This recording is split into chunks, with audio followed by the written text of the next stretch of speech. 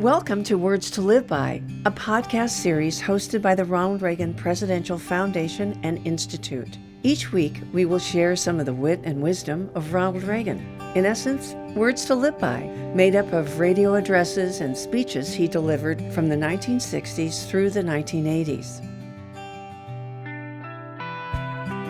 Throughout his presidency, the subject of Cuba was frequently raised. In frustration, on one occasion the president asked, "Well, when's the last time you heard someone swimming to Cuba?"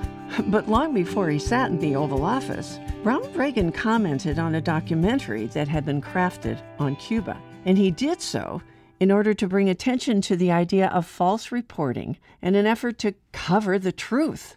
Let's listen to this radio address. It was delivered 49 years ago in 1975.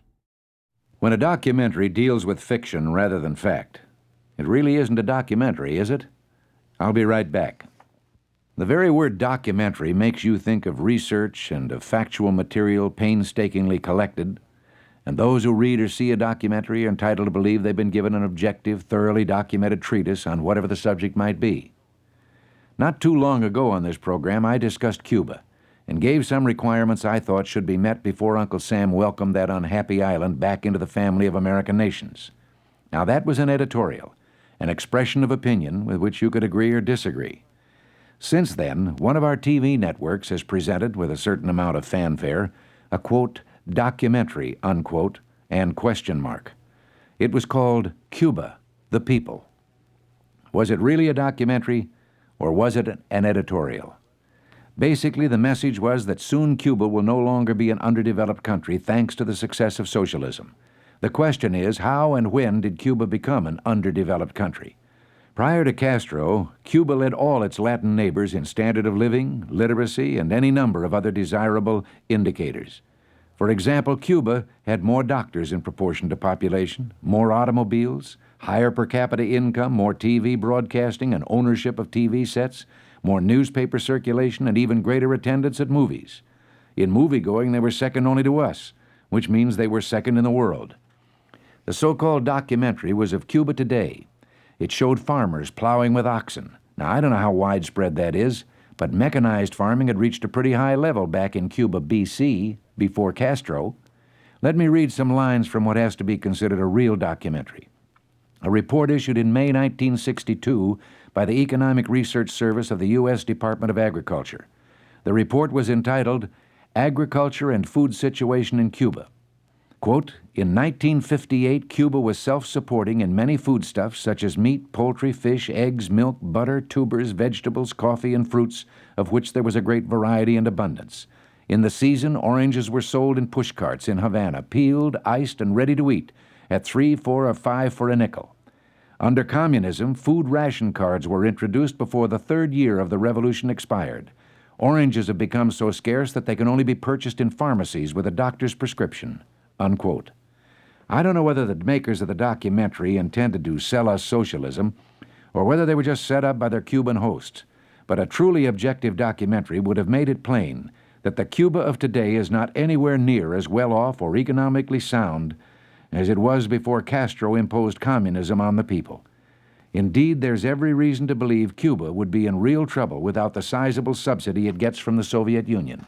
These days, when we're flooded with so many words on every subject, we need to check out some of those words before we accept them as gospel, including the use of the word documentary.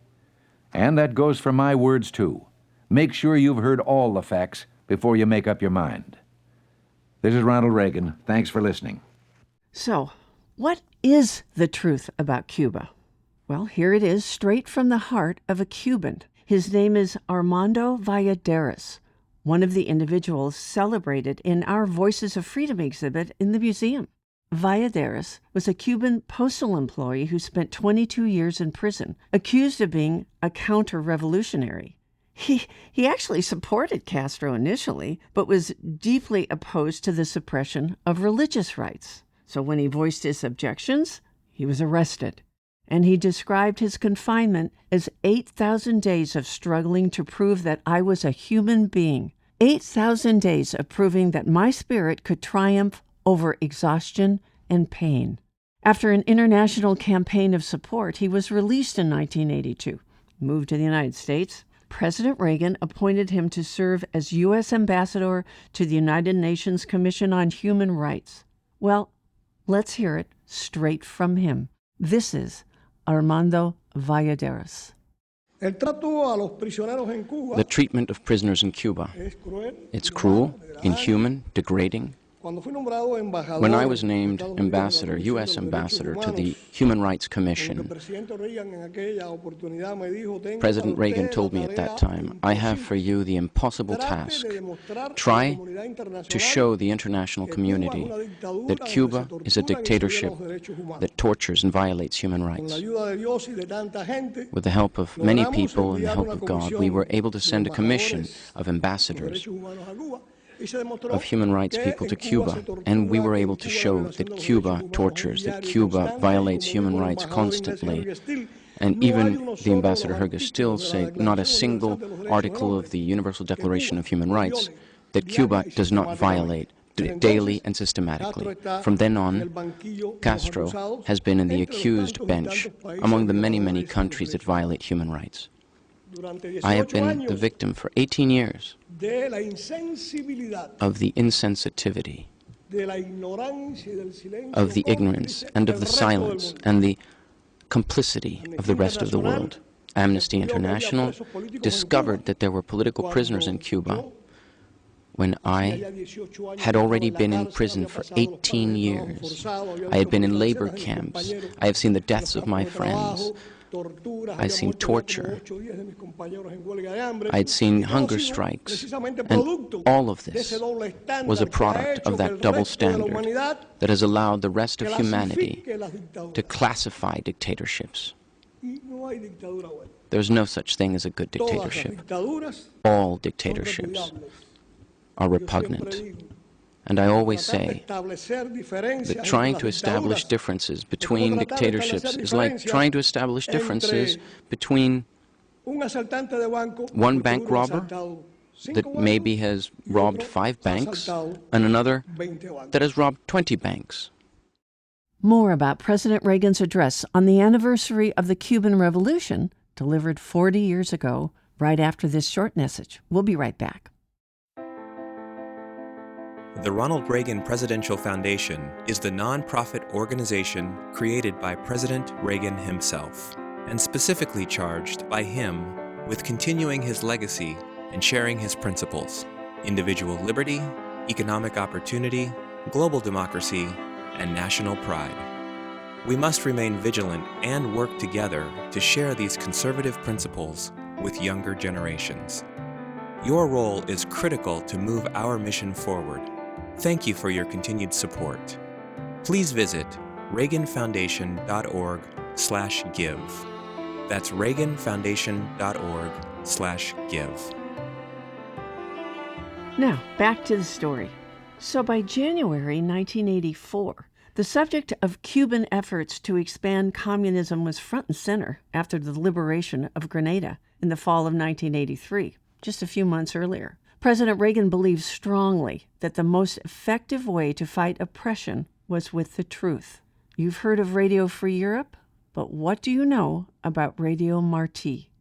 In the early 1980s, the U.S. government planned to create a radio station to be known as Radio Free Cuba, modeled on Radio Free Europe and Radio Liberty, with the mission of fighting communism in the hope of hastening the fall of Cuban President Fidel Castro.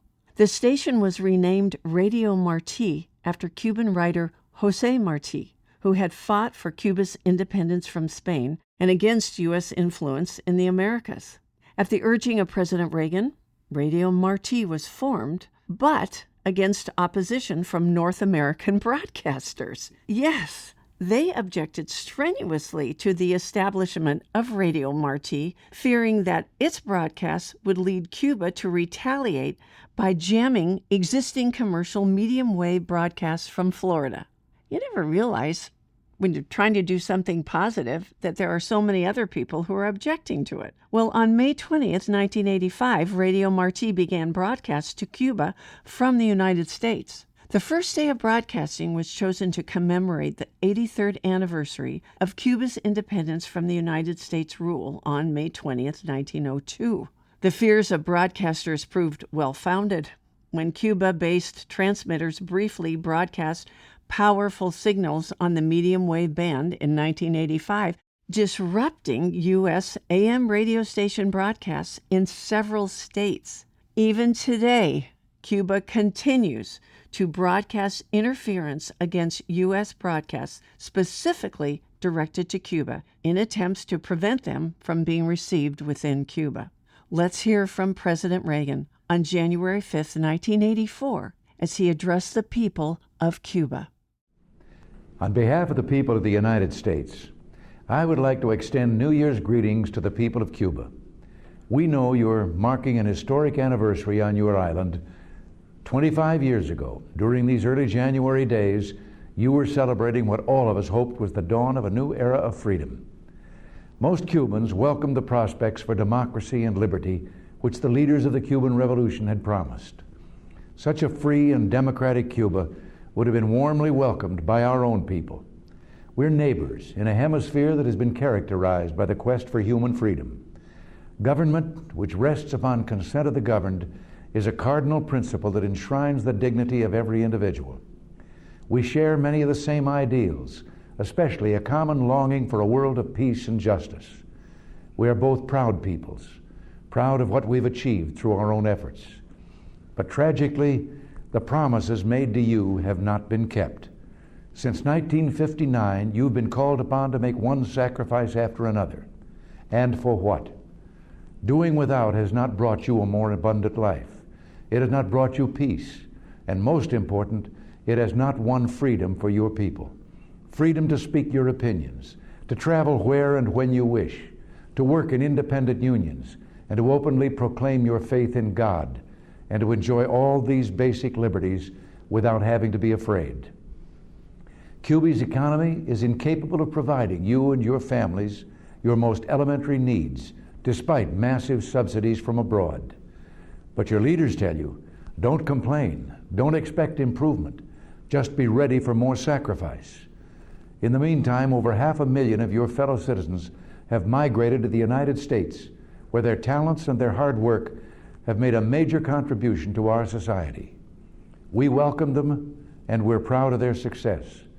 But we have to wonder, what would Cuba's economy be like today if those people had been allowed to use their great talent, drive, and energy to help you create prosperity on your island?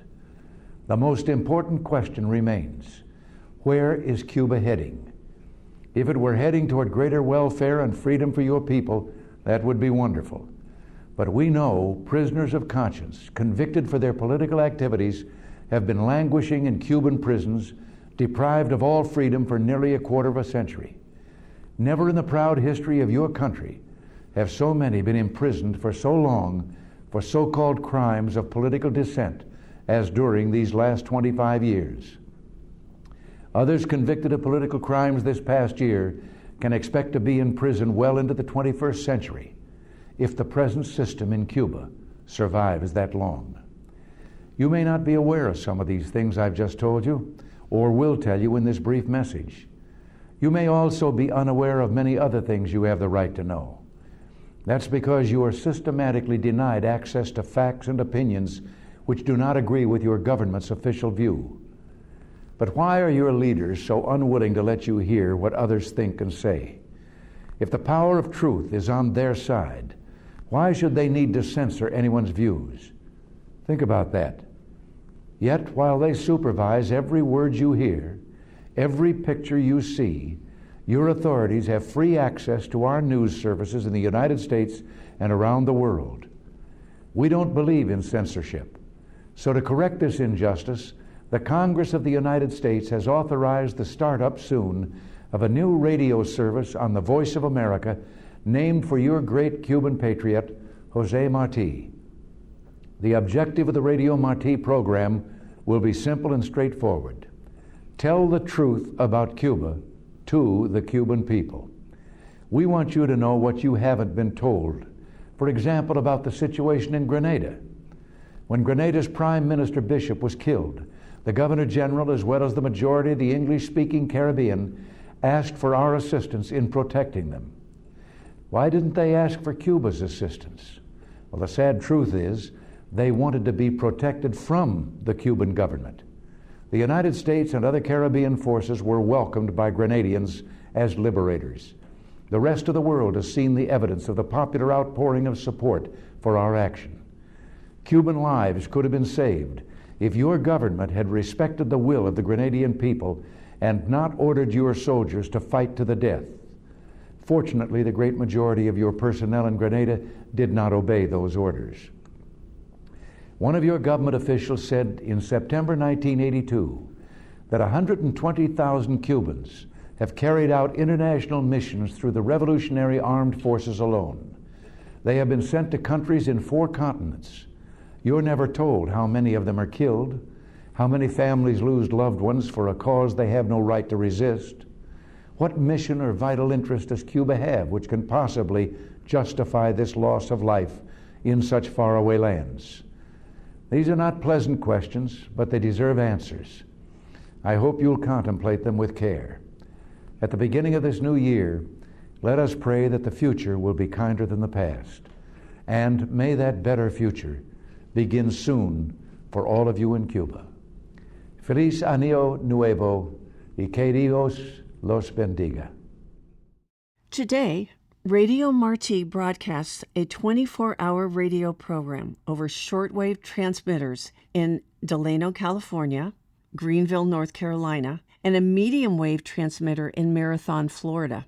Its studios are located in Miami. Still, Cuba jams both the medium wave and shortwave signals, but the shortwave program is heard in Canada and throughout Central and South America. Radio Marti operates with about 100 employees and a budget of about $15 million. Its mission, in its own words, is to provide a contrast to Cuban media and provide its listeners with an uncensored view of current events. Former prisoners in Cuba and Cuban exiles often speak on Radio Marti, and on Saturdays, a Spanish-language version of the U.S. President's weekly radio address, as well as the opposition's response, are transmitted. Thank you for listening. For more information on the Ronald Reagan Presidential Foundation and Institute, including information on how to become a member, information on upcoming exhibits at the Reagan Library, or more information on the legacy of President Reagan, please visit reaganfoundation.org. And don't forget to like and follow the Reagan Foundation on all social media platforms.